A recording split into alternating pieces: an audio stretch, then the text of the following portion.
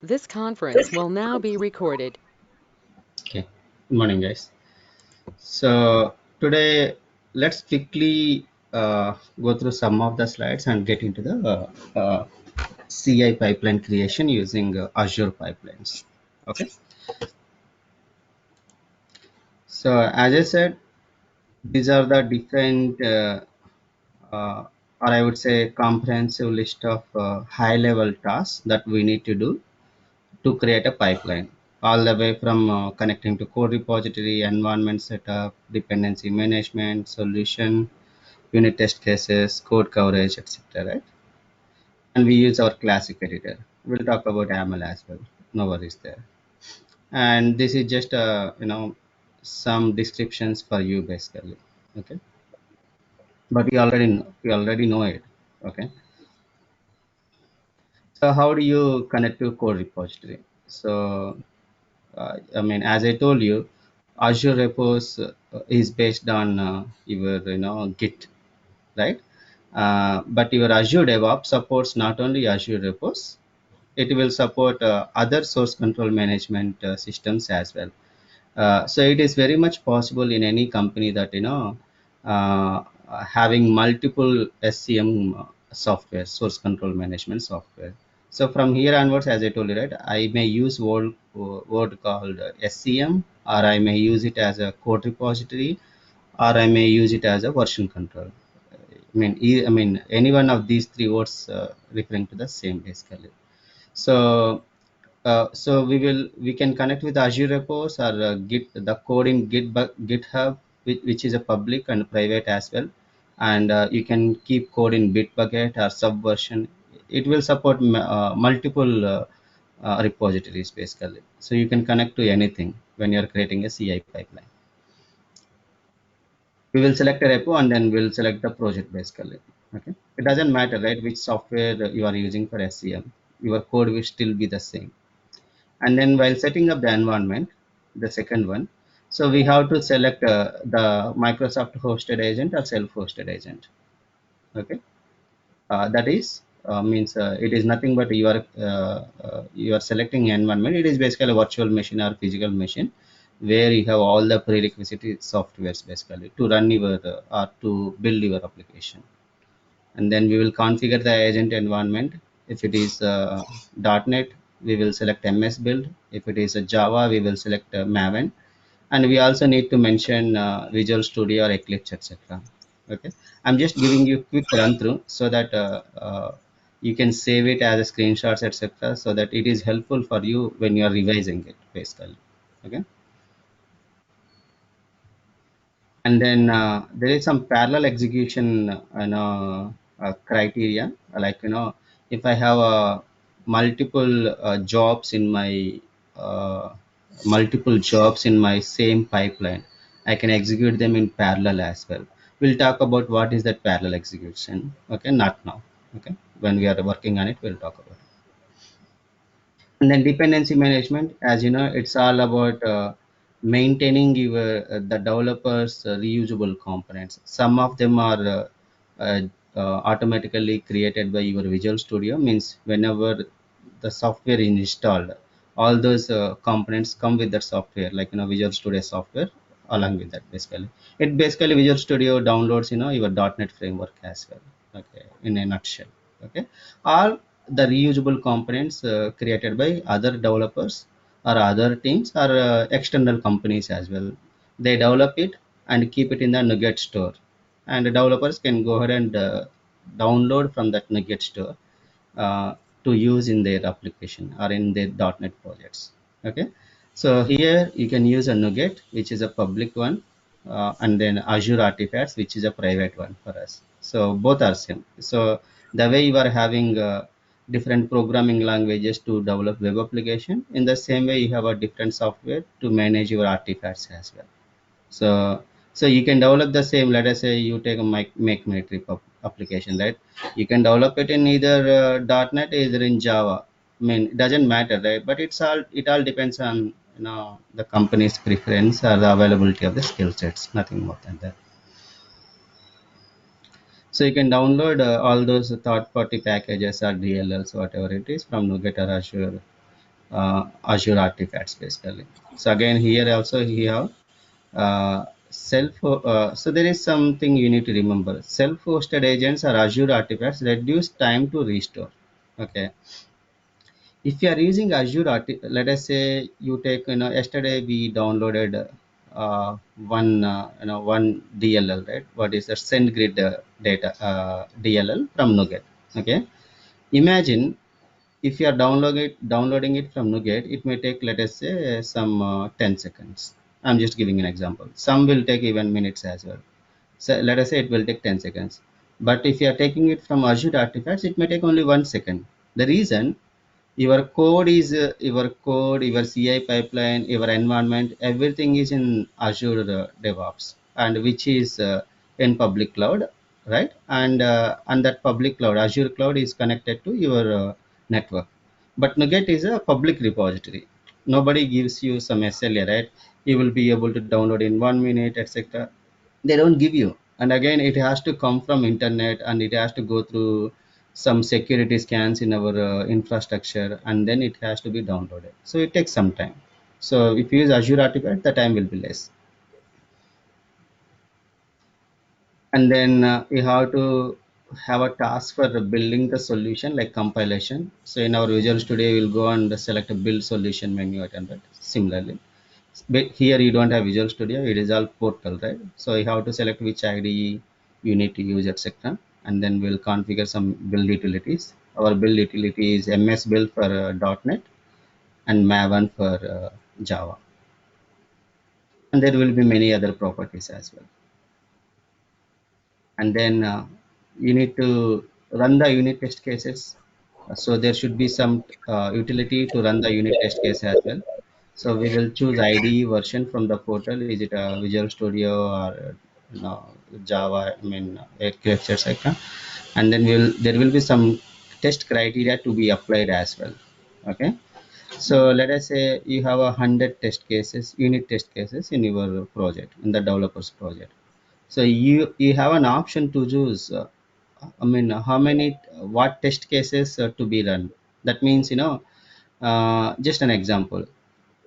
If you are doing it, if you are running your CI pipeline for the first time, you may run all 100 unit test cases.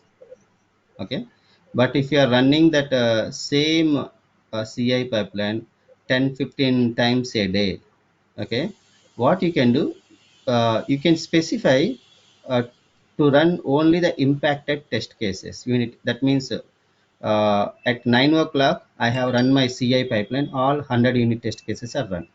Okay, and at 10 o'clock again I am going to run the CI pipeline. At that time, you may specify an option. Hey, if some unit test case has been changed in between 9 and 10 o'clock, you go and execute only those unit test cases. Don't run all the unit test cases. So that means impacted unit test cases can only be run. You can have that criteria basically. Why we need it? So it's a very simple reason. Every 1 hour or every 2 hours, if the developers are running the CI pipeline, right, for that verification, this running these unit test cases may take 5 minutes or 10 minutes as well, based on the number of unit test cases available in the project. But every time if they have to wait for 10-15 minutes, their productivity gets reduced basically. So change, you can configure your pipeline to run only the impacted unit test cases. Okay. You can also run some test cases in parallel as well. Let us say you have 100 unit test cases. Each unit test case may take a minute. If it is not minute, I would say some 5 seconds or whatever it is, right? If you run, I'm just taking some number to explain. Okay, if your 100 unit test cases is taking 100 minutes, if you make it parallel, obviously what happens? They will run in 1 or 2 minutes, right? So that's what parallel test execution. So you will also, configure for reporting is by default. You don't need to do anything. You can configure for code coverage, etc. And there are many other properties. Okay, in the test criteria or running unit test cases section. And then for code coverage and quality gates, we will set up Sonar Cube. And then once you set up the Sonar Cube, we will need to configure your project for the code coverage and quality gates. So we will add some Sonar Cube tasks in our pipeline, and we will configure. Task is nothing but an utility, but since it is a portal, you don't see any code, right? Everything is text box or drop down or something else, right? So that's the reason we don't call utility, or we only call it as a task. Configure code coverage and setup, and configure code quality gates, etc. Okay, and then finally, once you done everything, you will your pipeline will build the application, and it will generate the artifacts. So you can store those artifacts. So in your bin folder you will see it, right? There you will see only DLL, but you have the other components as well, like HTML, etc. So where you will store? If it is your local, it is storing in your local laptop, right? In your C drive or D drive, wherever your project is. So if it is from DevOps CI pipeline, you have to store somewhere like a Nugget, or you can store it as a zip file and download it to your local file, or you can store it in Azure artifacts, or you can use it in Azure Pipelines. There is a it is a kind of storage mechanism in the artifact task basically. So these are different ways that you can store, but we will store in Azure Pipelines only because that is integrated with your Azure pipeline. Okay, and then later we will so I said Sonar Cube setup, right? So I will show you how to set up Sonar Cube in local. Okay, it's not that complicated, but since we are not in a network, like I am using my local laptop, right? And Azure and it doesn't have any static IP address, right? And when you set up Sonar Cube, it will obviously have a portal, some let us say local host slash some 9,000, etc. Okay, but that URL cannot be used outside of my laptop, right? Because it doesn't have any DNS. So what I do, I will show you the setup in Sonar Cube, setting up the Sonar Cube in local laptop, but I use a SaaS version of Sonar Cube for doing our work labs basically. SaaS, it's same basically, right? Software as a service. We pay for use, what we use basically. We'll talk about the Sonar Cube later when we come there basically. First, let's go and start with uh, the basic pipelines. Okay,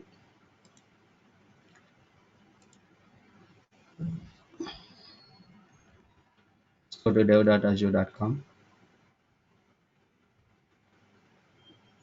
So this is our project. Let's go to online reservation system. Then now let's go to pipelines. So in the pipeline main menu, you have all these things: pipelines, environments, releases for the CD, pipelines for the CI. So I don't know why they mention, they should have mentioned the build pipeline or something, because this is a main menu, right? Under that again you have the sub menu as a pipelines. They should have given it as some build pipeline or CI, or whatever it is, but that's okay, we can't do anything. Let's click on the pipelines. This is for continuous integration. So automate your build and release process using wizard, and go from cloud to code to cloud in you can read it, create a pipeline. So as I told you in my slides, right, as I explained, you can connect to any one of these things. So our code is in Azure Repos gate. So if you see here, if you select these options directly, uh, it will go for a YAML creation. I'm not going for that because YAML is a time consuming. So people, okay, let me explain now since we are here. So people always, uh, be it in YouTube or be it in some companies, some people, right? They always passionate about using command line or a script, or some code to do their activities. Okay, see, if you don't have any option to do it, go ahead and do it. Okay, but if you have an option, then don't do it. The reason, For a management or for any company, it's a time consuming activity. Okay, because if someone is using some tool, he may do it in one day.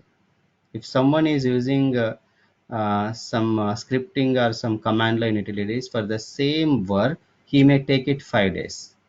And end of the day, you don't know whether you have written a perfect script or code also. So, so that's the reason companies invest in tools and products, right? Okay. uh, See, now you have this, earlier you only have the Jenkins, and before that you only have the uh, Python scripting and Perl scripting for the CI/CD pipeline. Now you see hundreds of utilities. One famous we talked about, right? You have the Atlassian Bamboo and GitLab. You see many of the people use GitLab as well. It is similar to your Azure DevOps, and it is expensive, right? Azure DevOps is also expensive, but why people are investing? It's all about productivity basically. But what some people do, they will come here and still want to use ML. See, there are some specific scenarios where you need to use ML. You have to use it, you don't have an option. But just for showing something, you cannot use a scripting and YAML, etc. Okay, I'll give one more example. For Kubernetes, right? For Kubernetes, you need a YAML. Okay. So for deploying your Docker images, okay, for deploying your containers, etc. Okay. So there people use YAML. Okay, I don't have any option. I have to write the YAML code. Okay. But you have many other products on top of Kubernetes, like you might have used heard Pivotal Cloud Foundry. How many people heard of it? PCF, you guys heard of it? PCF, Pivotal Cloud Foundry. Let me show you.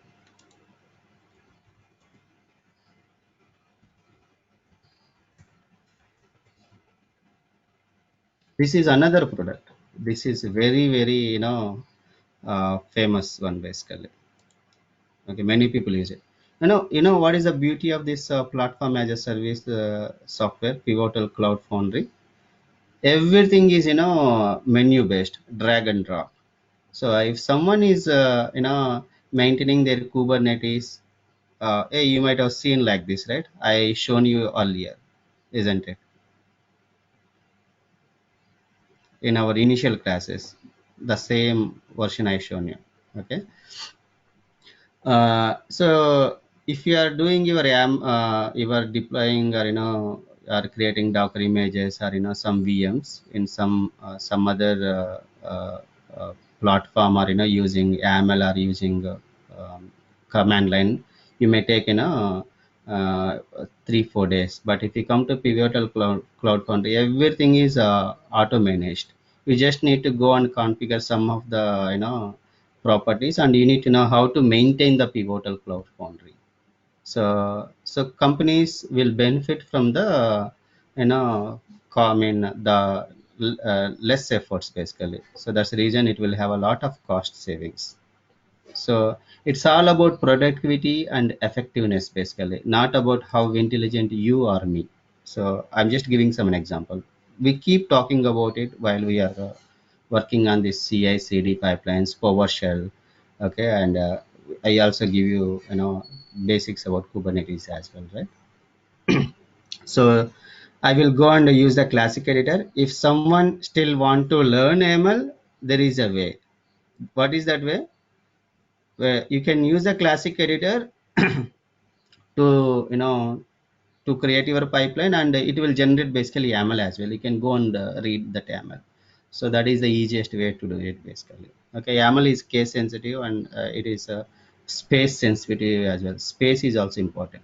Okay. So we'll keep talking about it throughout our course. So let's go to our first step. So I selected a classic editor, and here it is asking me uh, where is your code. My code is in Azure Repos kit, and obviously there will be n number of projects, right? So I will select online team reservation. At the time being, In my your planner, I have only one project, online reservation system. If there are multiple, you will see multiple. So so in our project also there will be n number of repositories, right? So what is our repository name? Is it a online reservation system or your journeys? I guess our repository is your journeys, right? So let me open it in new tab.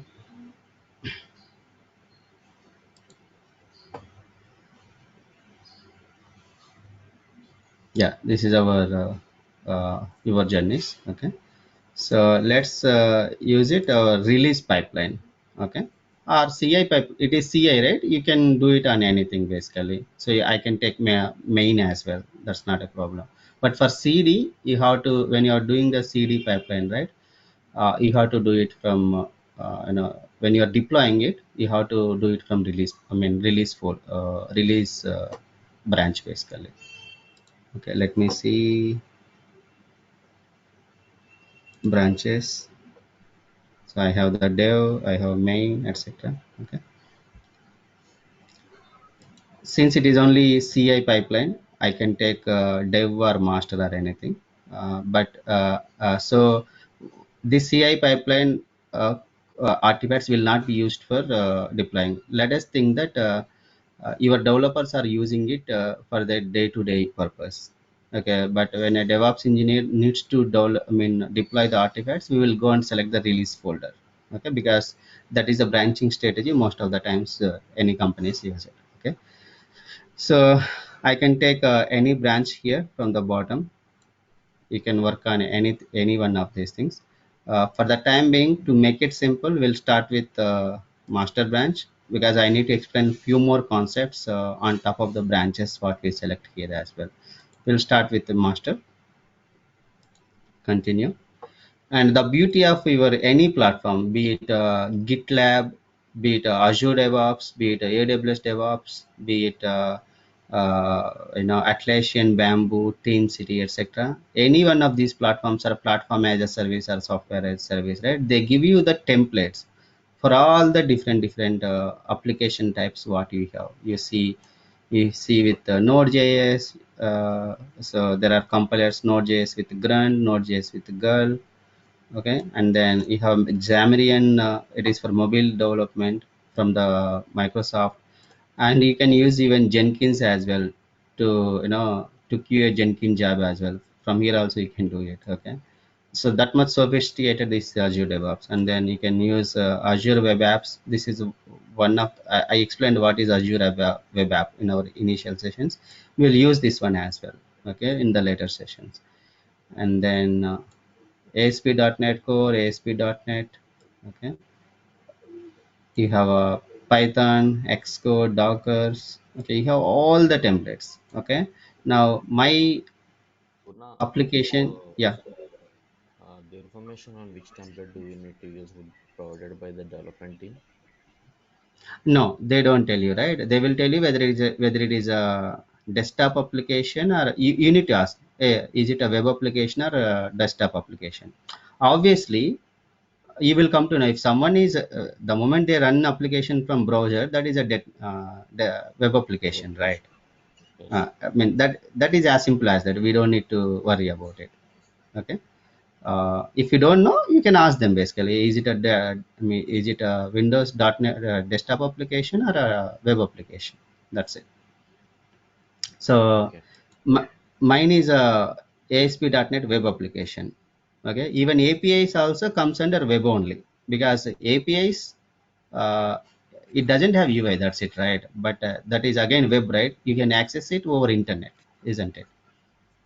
So whether it is an API or a HTML web application with HTML or CSHTML, it comes under web application. So mine is ASP.NET. Apply it. So it will not see. It will give you all the uh, environment which is required to run the basic pipeline. Basically, after that we will change it. We will configure it for our needs. Okay. So by default, if we see, a pipeline is created for you which is ready to be used basically. Okay, we will go and customize it for our needs, but let's have a quick look into this one. Okay, So this, all this is created based on our project type. So Azure DevOps has got that intelligence basically. It will go and look into the your solution file and the project file. It will identify what type of project it is, okay, and it will go and add all those things automatically. So what is the first item we have? Let me change this description. So online reservation system, I would say, actually, it is already beautiful. I mean, it is saying, hey, your project is online reservation system, and it is of ASP.NET, and this is a CI pipeline. It is already named very nice. But if you have some naming convention in your company, you can always go and change it basically. Okay, I'm just leaving it as, because it is just a name. Okay. After that, your pipeline, when you click on pipeline, on the right hand side, you see all the details. This is the name of your pipeline and agent pool. Okay, this is where we were talking about, right? Is it a Microsoft hosted agent or is it a self hosted agent? If you click this, so you have a hosted and private. Private means your self hosted agent. Okay, right now there are no agents in the default is the name of your self-hosted agent. Okay, and inside bracket you see there are no agents, that means nothing is configured. Hosted means it is Microsoft hosted agent. So its name is Azure Pipelines.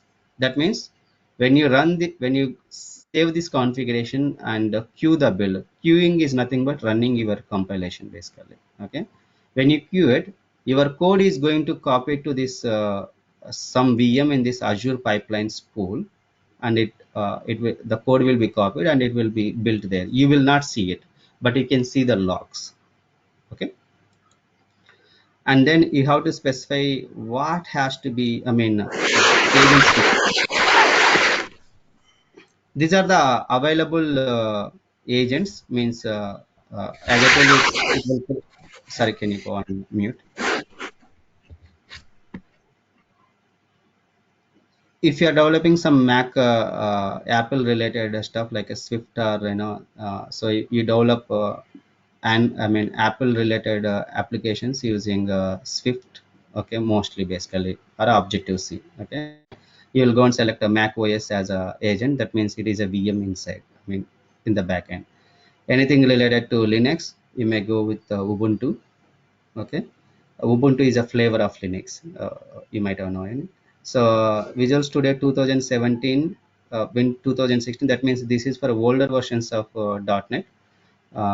Okay, which is based on 2016 operating system, 2017.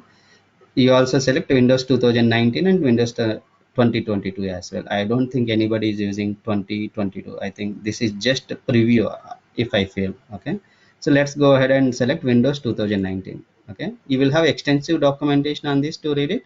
Windows 2019 is nothing but in the back end, it will create a virtual machine some with the Windows 2019 server or something. On top of that, it will install Visual Studio 2019 required runtime basically.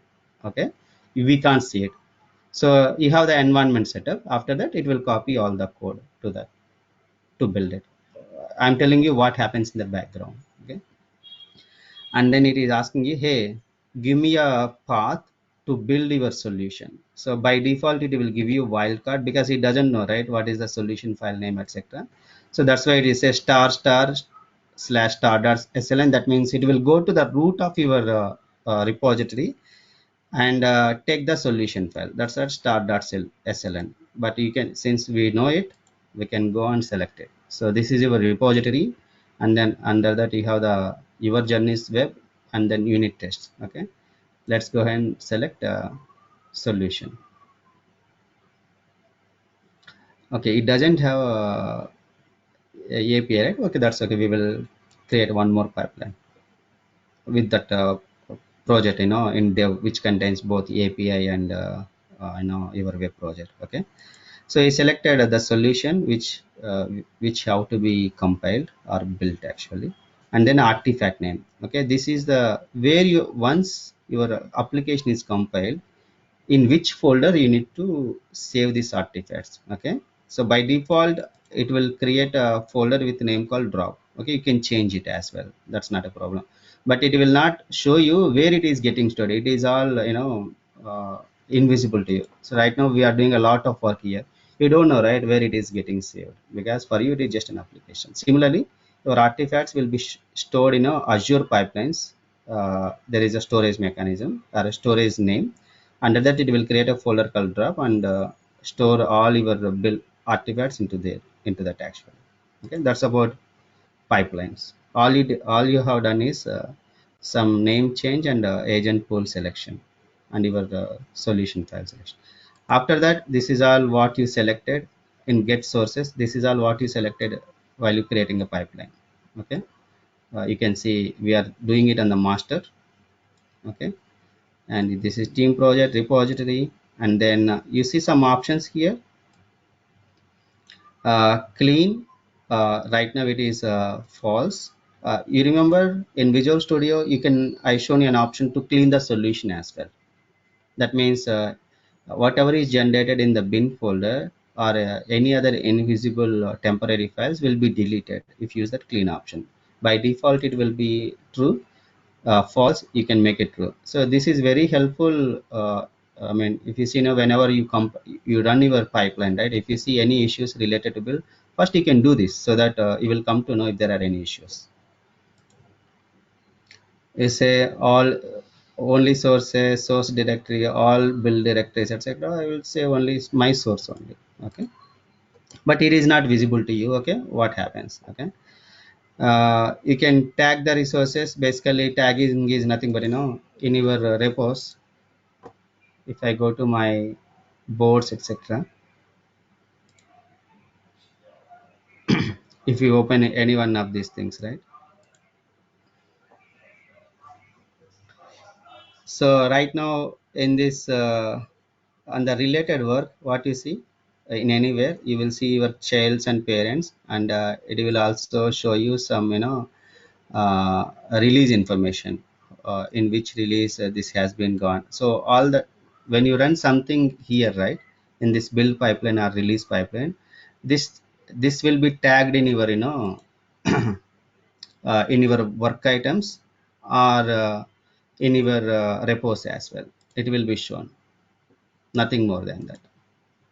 uh, right now everything is empty. When I start running those things, you can see it here. Basically, you see, when you do some, it will, the way it is showing all this branching information, etc., you will see about your build and release pipelines as well. Right now everything is empty. That's about tag. I will say uh, on successful compilation, tag my resources with something. So it is going to tag those sources with this format, build numbers. Guys, if you see anything like this, a dollar starting with a dollar and then something inside your brackets, sorry, something inside your bracket, that means this is a variable. So right now what you see is Azure DevOps system variables. So there are variables available to fetch the information about your pipelines basically.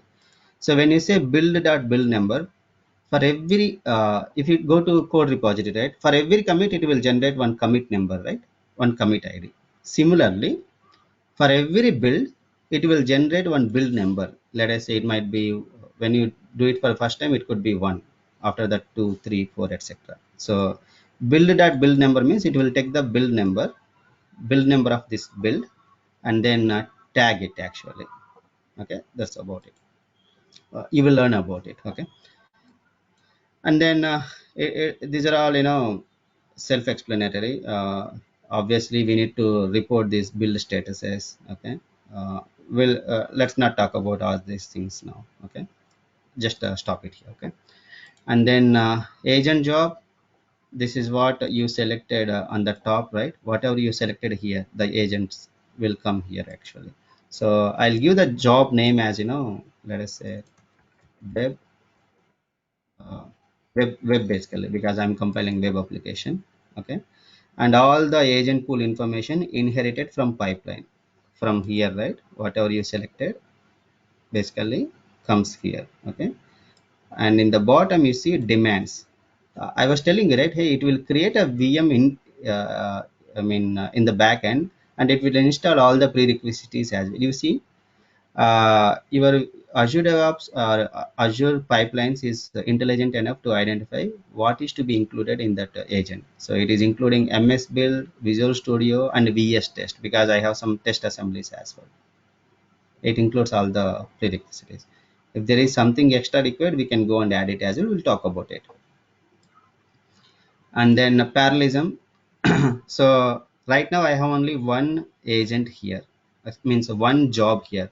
So I can go and add a n number of jobs, basically more than one job to this pipeline. Okay, so when I have more than one job, I can run parallelly as well, multi-agent. Okay, multi-configuration, and none. Right now I'm not selecting, because we starting with a simple pipeline. Okay.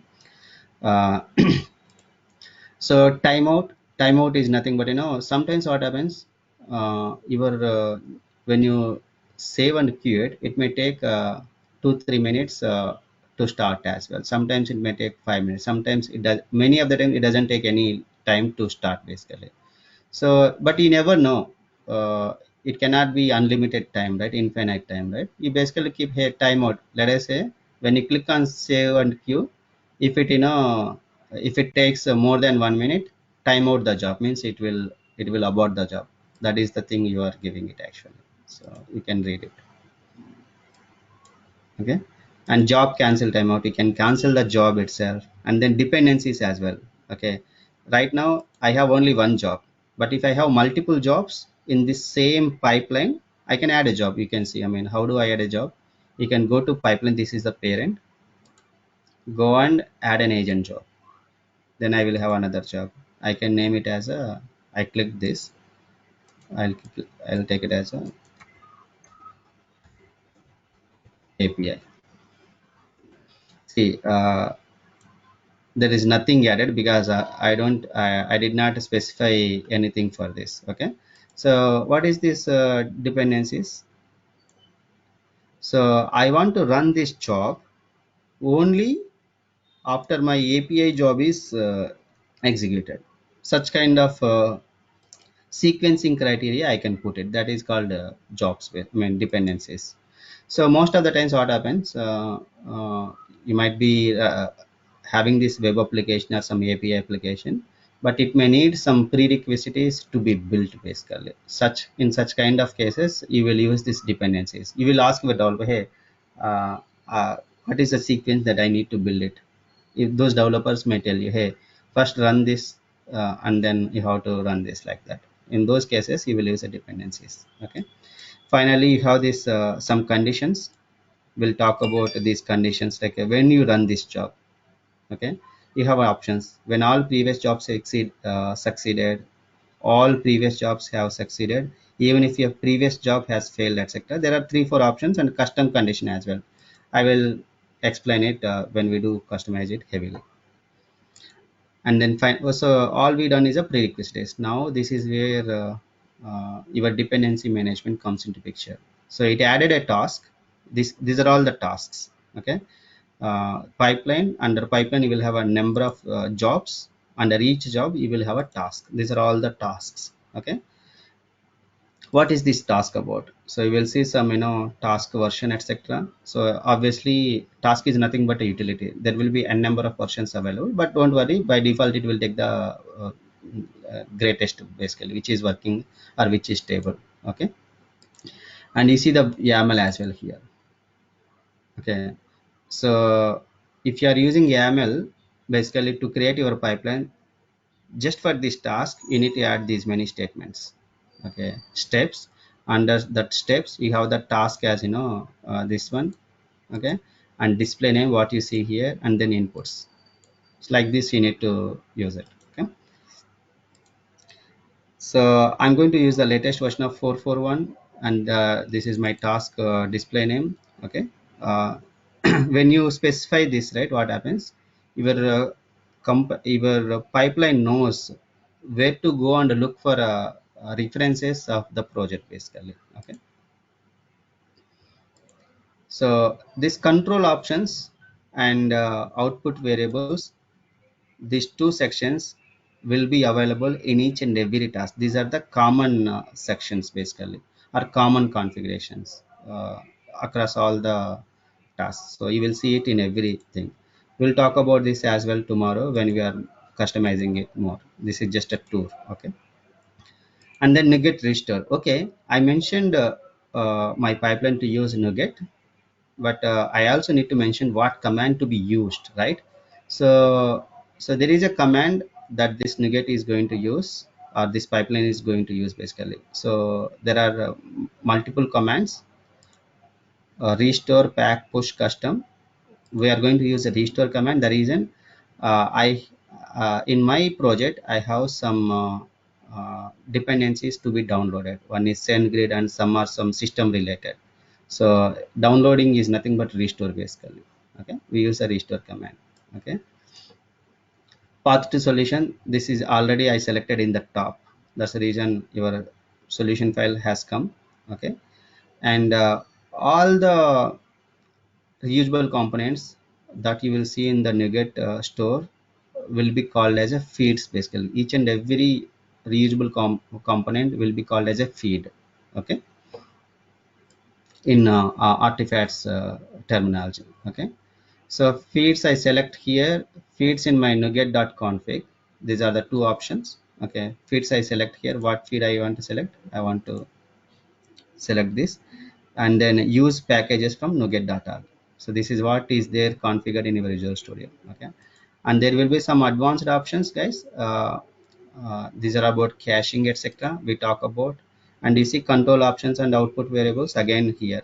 You see here, you see here as well, and you will see in each and every task as I told you. You see control options and output variables. Okay, now what is there in the build solution? So it is all about building your solution, right, with all the projects. So it is saying here, take this solution. It is grayed out because I selected in the top.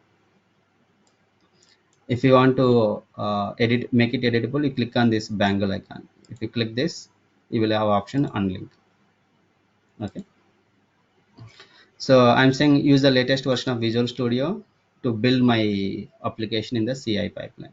Okay, if you want any specific version, you can select basically. Let's use the latest version, 2019 or latest, both are same.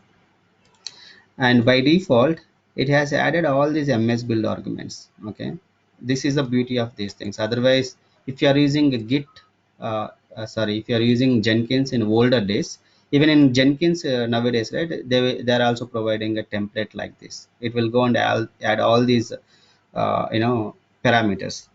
Arguments is nothing but parameter, right?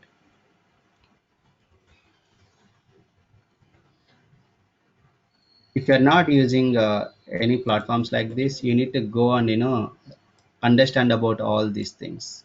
This you call it as a switches or arguments, whatever you call it. Okay, it's not only about ms build. If you are using any utility which is command line, you have to use all these switches, right? Even in ms DOS or Linux, this is how you send the arguments to the commands, right?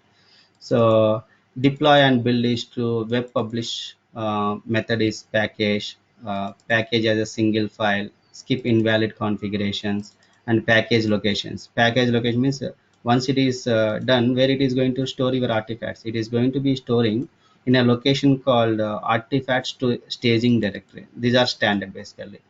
Deploy and build means it is saying, hey, once you build is successful, you want to deploy. No, no, we don't, it won't deploy basically.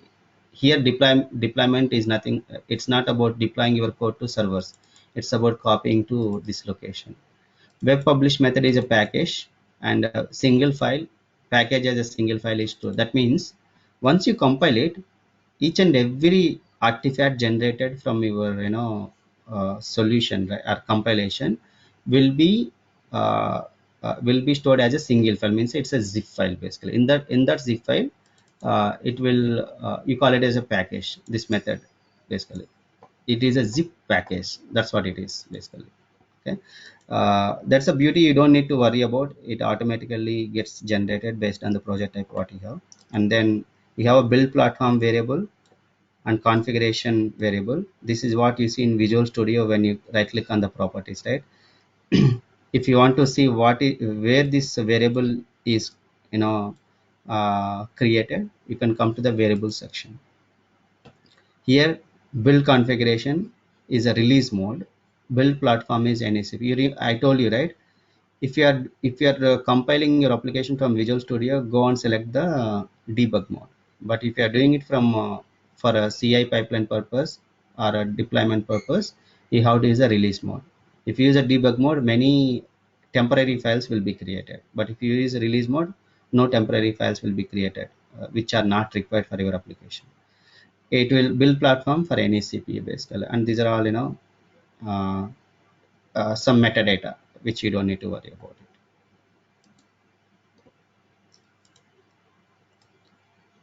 And then again you see advanced. Okay, after that you have built in parallel restore negate package etc. We already have it. And then control options and variables. Similarly, test assemblies is also a .NET project, right? It is No need also a of log .c. reports in build solutions. This In one, advanced. Yeah, create log file, not required. I mean, you can select it. I mean, it will be by default you have all the information. Okay, so you can basically select. I mean, you need a minimal information, or you need a detailed information, you need a diagnostics, etc. Okay, diagnostics means it is very low level details. It will show you each and every step of your build basically. Okay, Okay. uh, it will increase the storage. Even if you go to ms dos or scripting or unix scripting or linux scripting, you will always have these options. When you're running the commands as well, you have an option, right? Verbose. It will give you, when you run the command basically to at the command prompt, it will not give you any log. But when you go and specify these things, it will show you a lot of information about that command basically. I mean, will this log report be useful if any error occurs, like whether or else if We not? don't, frankly to speak, we don't need that level. I will show you when you run this one, Yeah. you will see a log basically. Okay, Okay. this is about your system information. Obviously we use x86, right? Who is using x64? X64 means your 32-bit, Yeah. right? 32-bit. I don't think anyone is having 32-bit from last 7 8 years. Everything, x86 32 yeah. bits. What is it? x86 is x86 is 32 bits. no, I don't think so. Okay. x64 is 64 bit. This is always a confusion to me 32-bit. because we don't read it, right? x64 refers to 64 bit, 64. Yeah. 64 bit CPU. And then Oh, we need 64 to bit. read it, man. I always get confused basically. Yeah, x86 is 32 only. Okay, okay. So as So OS would be 64 bit, should we go with x64 by default? right, right. But what I see, whether it is 86 or 64, it doesn't make system. But there are some programming languages. Let us say you are working on some Android API, Android apps, or or some COM level components. It's a older one. Let us say you are using, uh, let us say WPF. Okay, WPF is it's a desktop like application basically, but it is rich in UI. If you go and use a normal desktop application, the UI will be normal. If you use a WPF, it will give you a glossy look and feel kind of stuff. All the rich controls will be there. They are basically gets installed in your desktop. So it really matters whether you are using 32-bit or 64-bit. Okay, but these are the web applications where it is going to be stored in we are going to deploy them in a IaaS, Internet Information Services. So that is a software on top of your operating system, right? That will abstract all these issues like x86 or x64. Okay, but Okay. you can give attention when you're working on that kind of desktop application. But for a web, I don't think it's a matter basically. Okay. Okay. Okay, log history, you can specify it. You can specify the versions. I mean, how you want to store this, or you can. leave it. I'm just giving a run through today. So you have control options and output variables. It is same for as I told you, right, for all the tasks. Okay. And if you go to test assemblies, again you will see name, but here you see, hey, select the tests using test assemblies or other options here, test plan and test run. So test plan and test run are part of your, I mean, which are done by your your testing team basically. But what we are doing is a white box unit test cases, which is part of our project basically, unit test cases. So for that you need to select test assembly. Assembly is nothing but a DLL. Okay. That's the reason we select test assemblies. And it is very intelligent. You see, the project name you need to provide, right? It is giving, star test star dot DLL, because how we name our Visual Studio projects, obviously will, if it is a test project, we will keep a word called test actually. That's the reason it is giving. But if you want to give it, if there are multiple, if there are some projects with test as well, then it will conflict basically. So the better way, you go and look for the project name. Okay, where I can see, you can go to sources, or you can go to repos, right?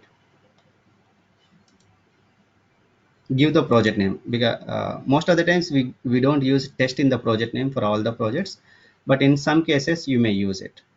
You never know, right, what people use it. So our project name is this one. Okay, this is a project name, but when you compile it, what DLL will be generated?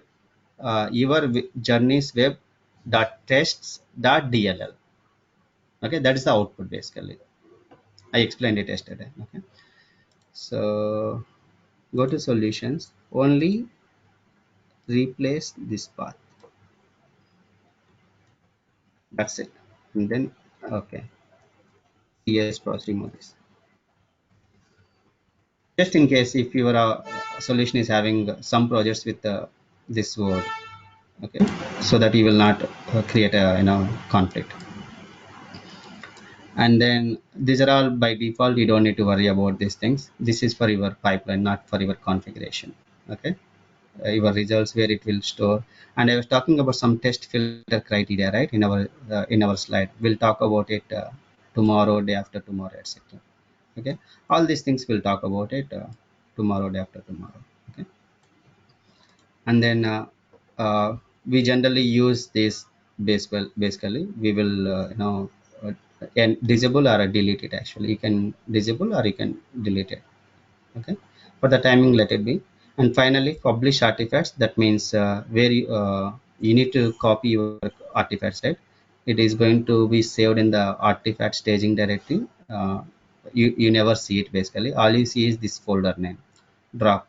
We already given this name in the top, right? That's why it has come here. Okay. And where is the location? This folder will be available in a location called Azure Pipelines. Okay. And these are all again your common things. There will be advanced. Okay. So tar the artifact before uploading. I think this is for the Unix or something. Okay. So, but these are all the options, the task that you have for your ASP.NET web application. By default, you got it basically. Okay. We will, basically we will go and customize all these things from tomorrow. So for the time being, let's go and save it. Okay, it is saved. Now go and queue it basically. Queue is nothing but starting the build. Okay, let's go and queue. It will give an option, hey, which agent, it is basically confirmation. Okay, is this information, is this right or wrong? Okay, and you see enable system diagnostics. It is also giving you an option here. Okay, I'm not selecting it for the timing, just run it.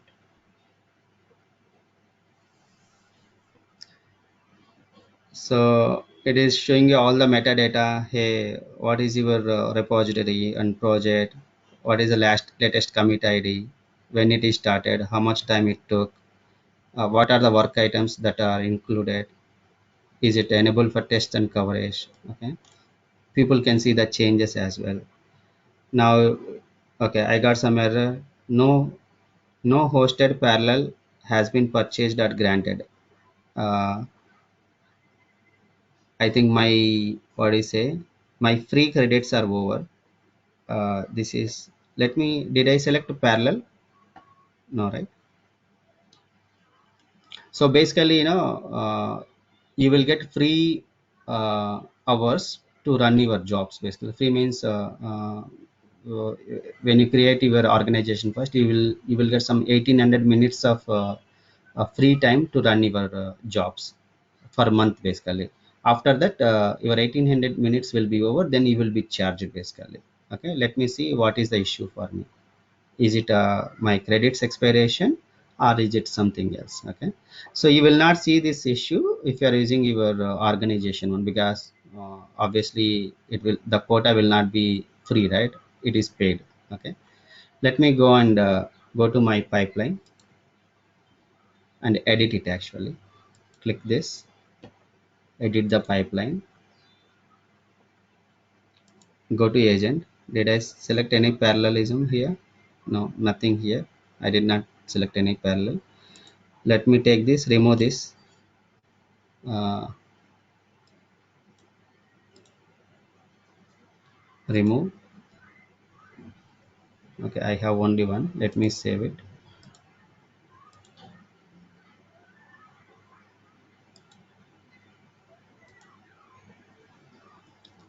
My credits might have been expired as well, or I don't have a free credits. I need to enable it. Okay, no hosted parallelism has been purchased or granted. To request a free parallelism grant. Okay, okay, I guys, from last in the last 5 6 months, basically, these guys, Microsoft earlier provided uh, free credits by default. Basically, okay, I think from the last 5 6 months they changed it. They are not giving free by default. Basically, so we need to request for it. Okay, you can troubleshoot it, but I, since I know it, you can basically, you can see the error here. It will guide you what it is, what is the problem. Okay, I don't have the free credits. Let me copy this. Okay,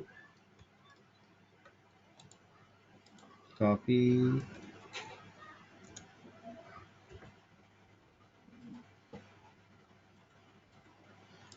So what this guy is saying, hey, please fill out this following form for free credit. That's what it is saying. So you go here, or other one is you can email as well. Okay, there is an email available.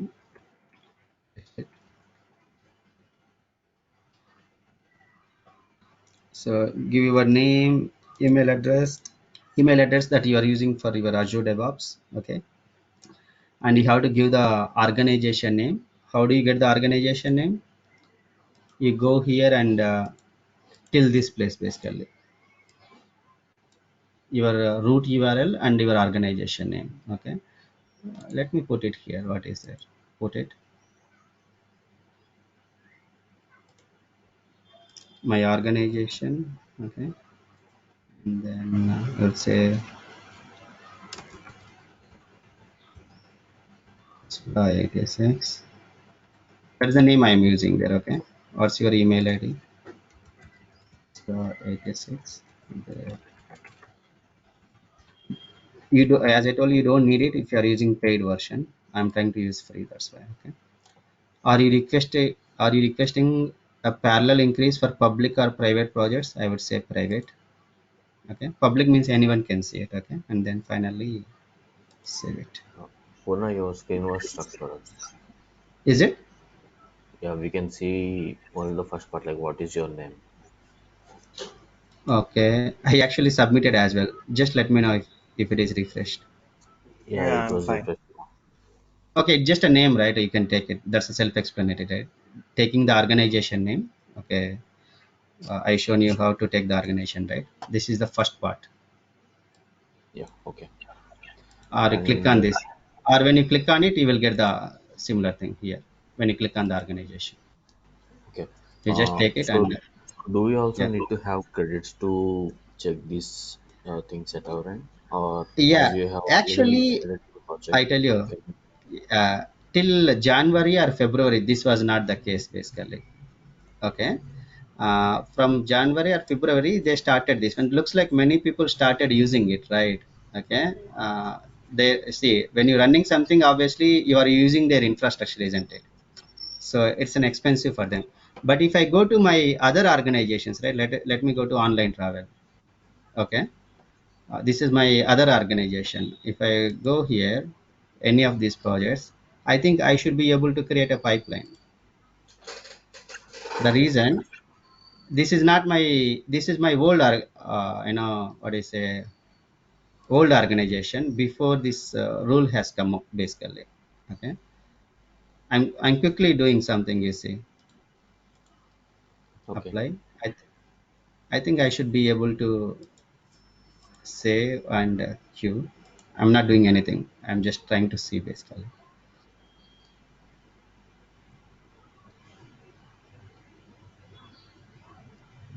If I want to see logs, I can click this. If I click it, I will see all the logs, what is happening. Now it is trying to acquire an agent from the cloud, basically.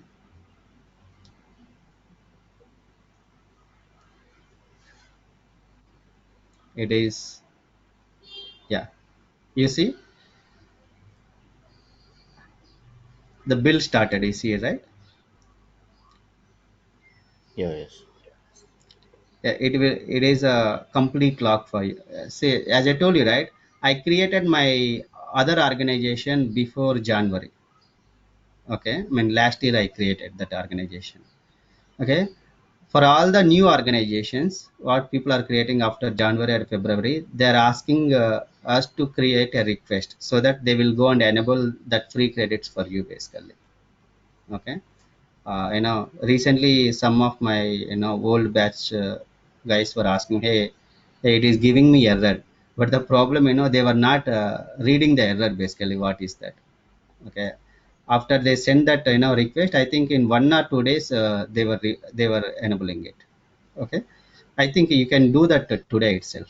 Okay, so that by tomorrow, or day after tomorrow, you will get that enabled. Okay. You see, now in my older organization it is happening, but in the new organization, this is where I'm having the, because I just created yesterday. Okay. So let me go back there. Online travel, online trips, I can see my pipeline is completed or not. Go to pipelines. This is still going on, it is running, basically. It will give you all the information.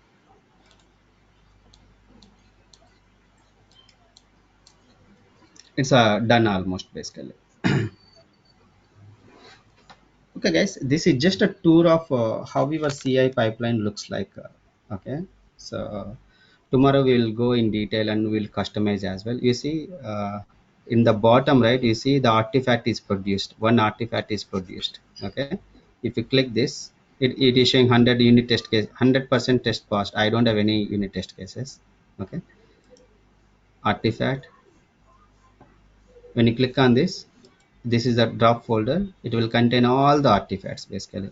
Your, I have some web, I have some microservices, and rest everything is system generated, because you will use the same artifact to deploy to the IaaS, basically, since it is a web application.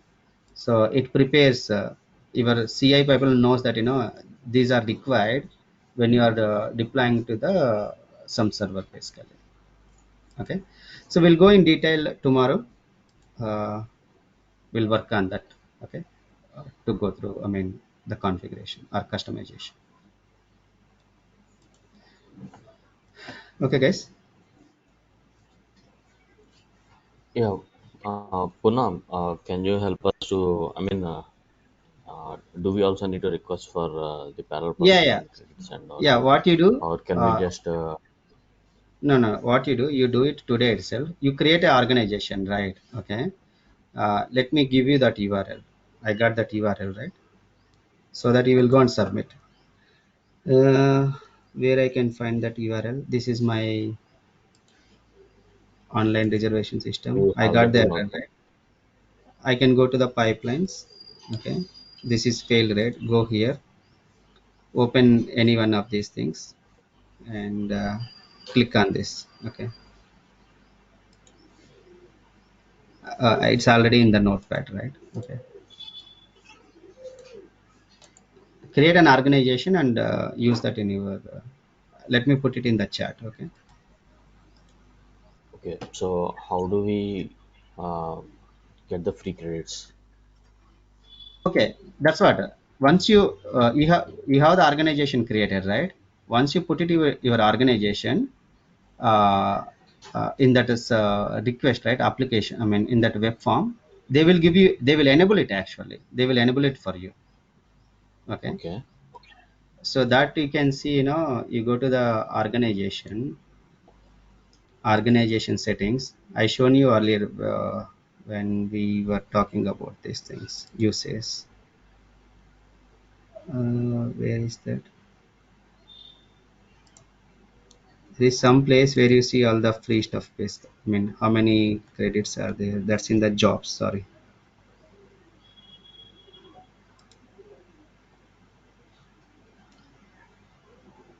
I see. This is where you see basically. Right now I have a zero. Microsoft Word and zero basically. If I have something, it will tell me the time as well. How much time you have it basically. 18. Time means it's not like when you start and when you, it's not about that actually. It's about the time it takes to run this. So right now it taken 1 minute 51 seconds, right? That means I can use it 1800 times. Basically, 1800 minutes will be coming for free for you. Okay, that it will be shown there. So first you do, I pasted that URL there. Submit your request with this with your organization name, complete organization, your dev.azure.com/ your organization name. When you click here, you will get this URL. Okay. okay. Yeah, that's simple. I shown you, right? That's very simple. Okay, you got the URL in the chat. Yeah, we got it. Okay, yeah, do it after this. It takes hardly 1 minute, right? Okay, guys, that's it for today. We'll catch up tomorrow for more advanced questions. Okay, thank you.